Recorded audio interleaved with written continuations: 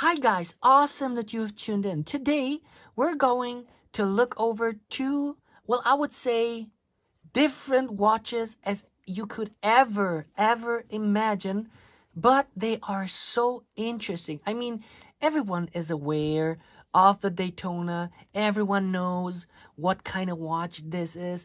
But do you know what kind of watch? This is the white dialed watch.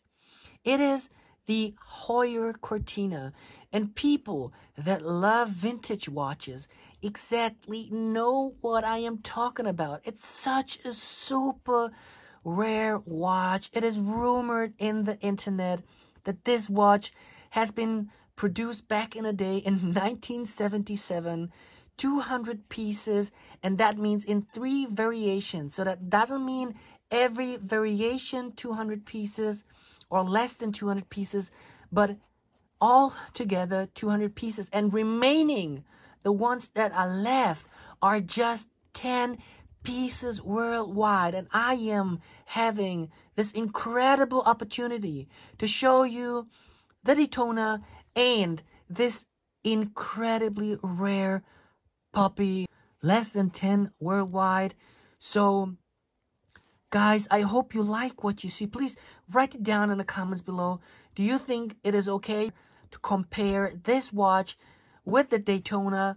I would say it is definitely, because this is a very special piece as well as this is. And if we look on the case shape, we directly see on the right side, well, there have been something going on with, let's say, Gerald Genta, and it is also has been rumored in the internet that this watch has been designed by Gerald Genta. And between you and me, there are no doubt about it, because look at the integrated bracelet and the shape, the toolish shape design of the case that is 100% indicating that Gerald Genta had his hands in it, and it is 100% also a fingerprint. And if you ask me, I would say I see here also maybe a Patek Philippe, maybe even, of course, an Audemars Piguet Royal Oak offshore-ish design. Now, to the watches themselves, the Daytona has a beautiful bezel, and of course the Cortina is, unfortunately, I would say really unfortunately, missing that bezel.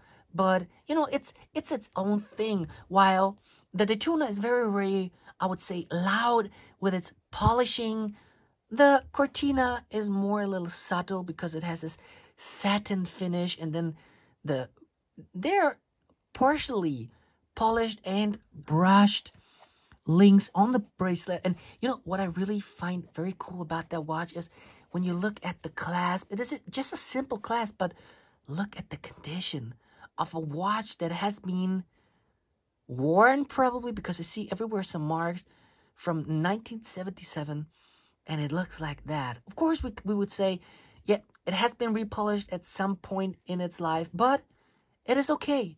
It is a cool watch, and it should look like that.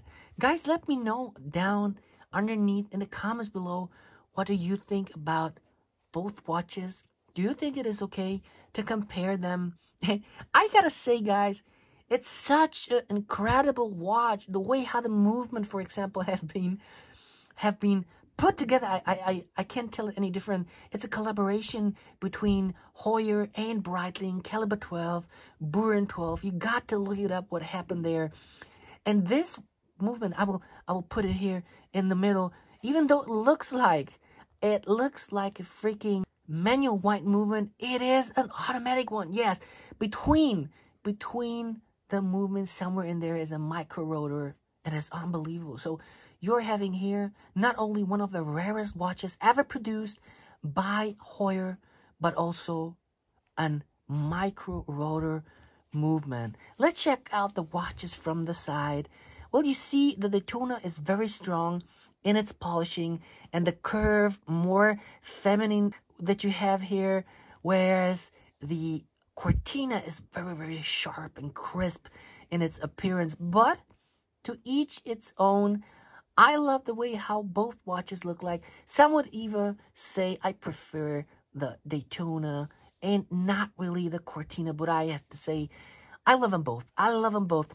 You see how almost fat the links on the Daytona are and how slim these ones are in the Cortina?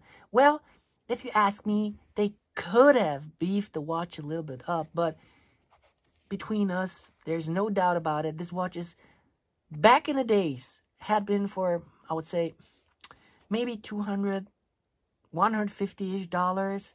Whereas the Daytona, you already knew the prices. I think was around $2,000, $2,300, somewhere around that ballpark. So, yeah. Nevertheless, a very, very, very interesting watch comparison here. That, guys, I'm unbelievably happy that I am able to show you that.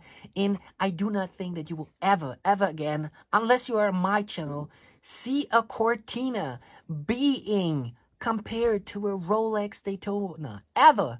And now, let's look at the lugs. Very interesting. Since the Cortina is coming with an integrated bracelet, it is a complete different world. And I gotta say, I like that. You know, as a collector, you one day come to a certain point where things are not triggering you really anymore. Like, okay, it has lugs. Okay, it is polished. Okay, it has satin finish. But what else? What else? And Cortina, the Heuer Cortina, is giving me the what else, guys? It is unbelievable. I love to go over the case and feel the satin finish. I love how the way the watch is sitting on my wrist, even though you would say, hey, the Daytona is slimmer. And I could say, hey, but the watch, the way, you know, how they put the bracelet on the watch is wearing a little bit better. It's wearing slimmer than the Daytona. So I gotta say, this watch totally picked me up. That's what we in German say. Especially, I am an incredible fan, and still can't believe it, by the way, that I was able to show you these watches. And with this said, thank you very much to the City Watches GmbH and the Chronometrie Baden-Baden to giving me this rare opportunity to show you these cool watches side by side. Guys, if you like what you see, don't forget to hit the like button. Support your creator that you like and that you love watching the videos. And of course, feel free to use the super thanks, because always remember, whatever we do it for free, and it would be so cool to get the appreciation from you guys. So you show us a little bit of love. And with this said, have a great day, guys. Till the next video. Bye-bye.